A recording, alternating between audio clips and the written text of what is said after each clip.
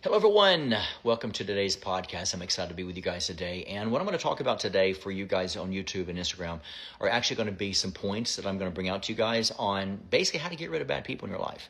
A lot of times I think we look at our lives and we don't realize that there's always things filtering in to us and through us.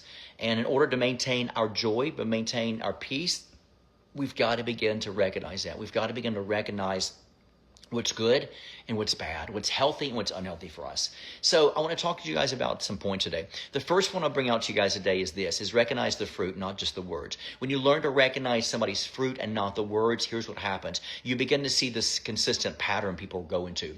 When you see a consistent pattern and you recognize, have they done this with two people before? Have they ever done this? Have they ever done that? What is their track record? Do they have friends they've had for many years, or do all their friends tend to leave them every 3 or 4 months? It's things like that you got to pay attention to, because consistency in a pattern is very, very important to recognize. So some people would say this, for example, some people might say, well, I love you, but yet you walk away and you feel stress, you feel confusion, you feel control, you feel pain. When you walk away from someone and you're feeling this stress, confusion, control, pain, this is a sign for you to walk away.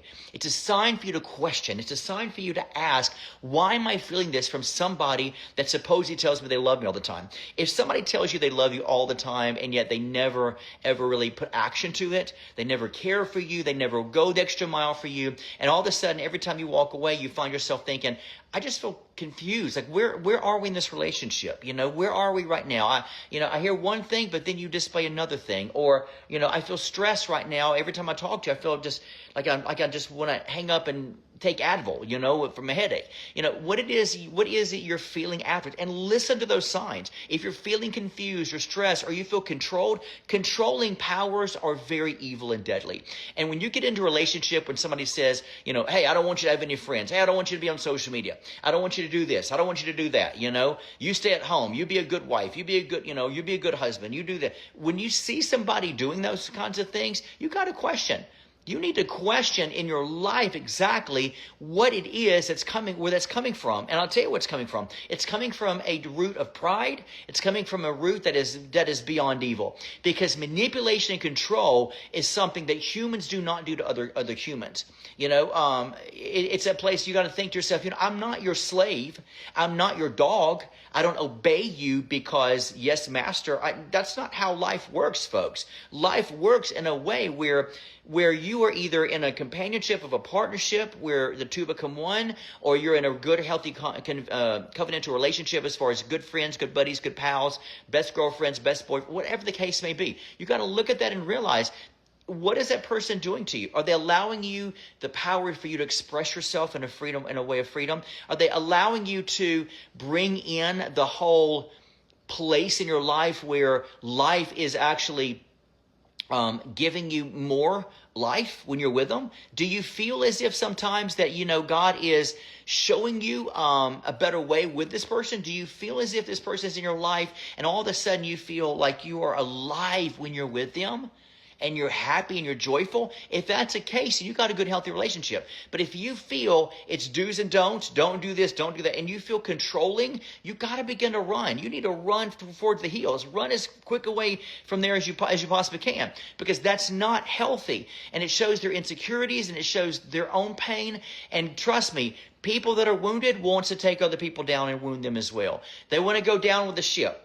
They want to go down with the ship, right? And you got to think from a standpoint of even the what I call a vampire. They will suck the life out of you. They will suck every ounce of joy and love out of you to where you find yourself being a robot and you lose your identity and you lose who you are, what you are. You'll lose your purpose. You'll lose your goal. I remember years and years ago in my life, when I was in a relationship, before, years ago, and it was a place where it was so manipulative that I found myself not being able to do anything. I found myself wondering, can I live my life? Do I have to report every 5 seconds to what's going on? No, that's unhealthy.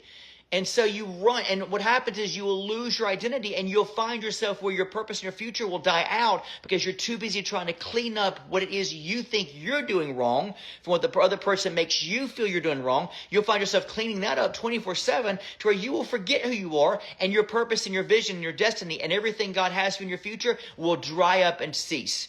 It will be no more. Why? Because you're too busy living in the moment trying to clean up what you perceive is wrong that you've done, because they want you to feel as if you are wrong. They want you to feel as if you're the problem. You're the one pulling me down. Because that's what they do. Narcissists and gaslighters, they turn themselves on you like that to make you feel you're the idiot, you're the dummy, you're the one that's causing all this trouble, and you walk away confused thinking, what on earth is going on? What is happening with me right now? And you find yourself questioning, what did I do wrong? What did I do? And you go and you evaluate. And you evaluate all your words, but I don't see where they were harsh. I don't see where they're ugly. And that's what they do to you. They wear you down to a frazzle. They literally drain the life out of you to where you can begin to realize that, you know what? You're the problem and they're the victim. All right. Number 2, stop giving access to people who are abusing your heart. Stop giving access to people that are abusing you. Forgiveness. Let me tell you something. Forgiveness does not mean unlimited access. I'll say it again. Forgiveness does not mean unlimited access. If I forgive somebody, it doesn't mean they have full, complete access back into my life. No. Forgiveness is for me. It's for me. If they receive the forgiveness, praise God.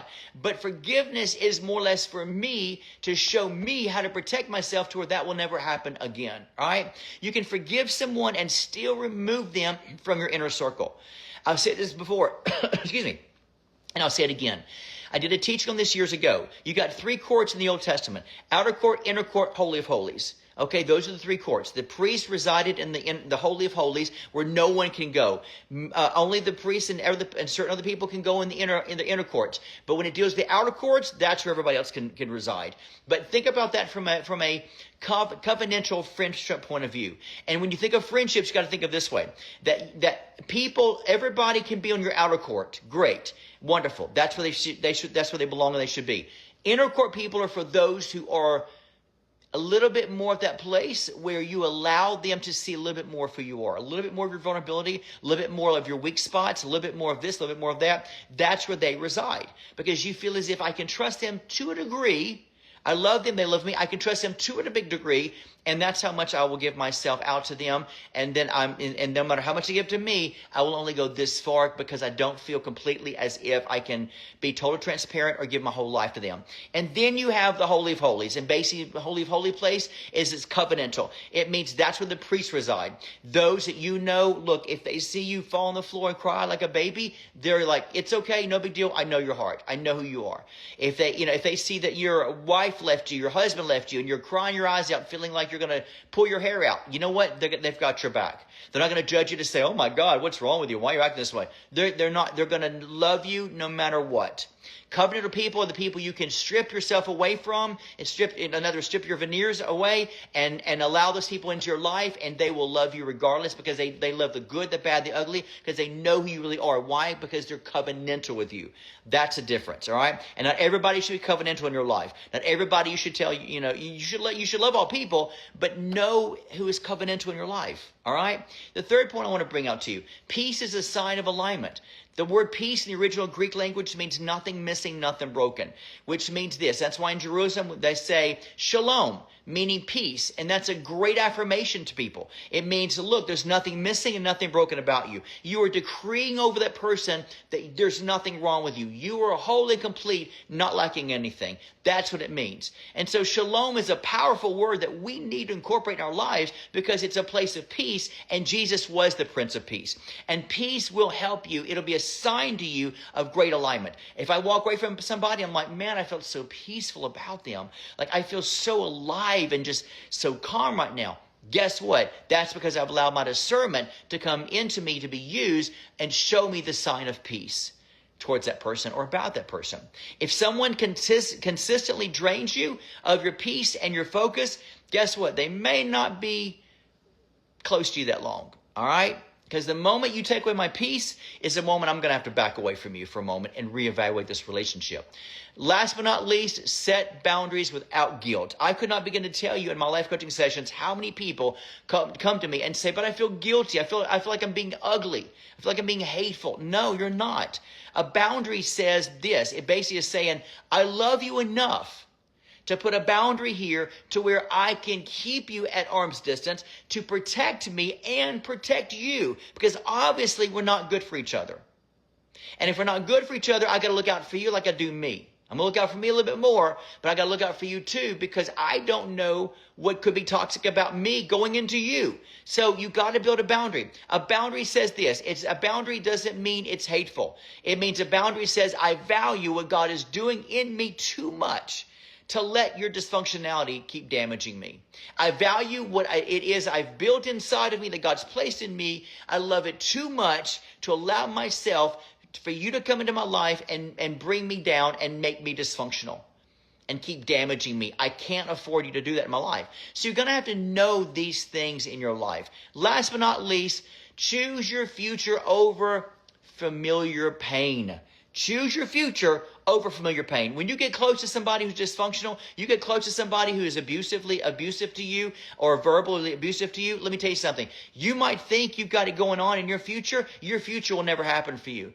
Because your purpose, your destiny, your future, your vision, everything you are seeing in the future about yourself that you're waiting to happen in your life, it will never happen. Why? Because you're too busy trying to clean up.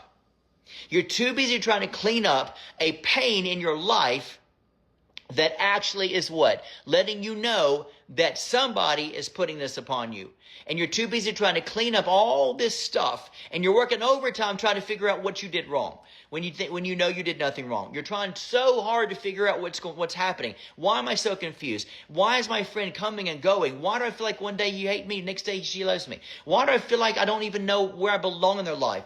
Because all of that will drain you, and it takes away your focus from hope and a bright future that God wants to birth in you in your future. So I want to encourage you with all of this today to think about it. Pray about it. Use discernment and know who needs to be in your life covenantally and who needs to hit the road and go their merry way, and who needs to be able to be there, but yet create a boundary. When you think of outer court people, you think of the fact that you love them, but you've already created a boundary for yourself between you and them. That's why they're on the outer court of your life. And question everybody in your life. Just say, hey, mentally think to yourself, where is Betty in my life? Is she outer court? Inner court of Holy of Holies. Where is Tom in my life right now? Where's Kevin right now in my life? You know, where is this person in my life? Where is that person in my life? Where do they stand in my life between those three realms? Outer court, inner court of Holy of Holies. And that way you can determine and decide what needs to be going on and how you talk to them, how you approach them, and where they need to be in your life. That's what you need to do. So I want to encourage all of you, go over these points again until your life looks and is happier and healthier, because you deserve that in your life. All right. Thank you so much, guys, for tuning in to today's podcast here on Instagram and on YouTube. Don't forget our streaming service for Thoughts Become Things is streamed all across the globe, and we have thousands of listeners. And I want to encourage you guys to listen on Spotify, iTunes, or anywhere that podcasts are downloaded and listened to and streamed. So I want to encourage all of you today to have a blessed, wonderful, amazing, powerful day. Know your strength, know your boundaries, know who you are, and do not let anyone take away your identity today. Have a great day.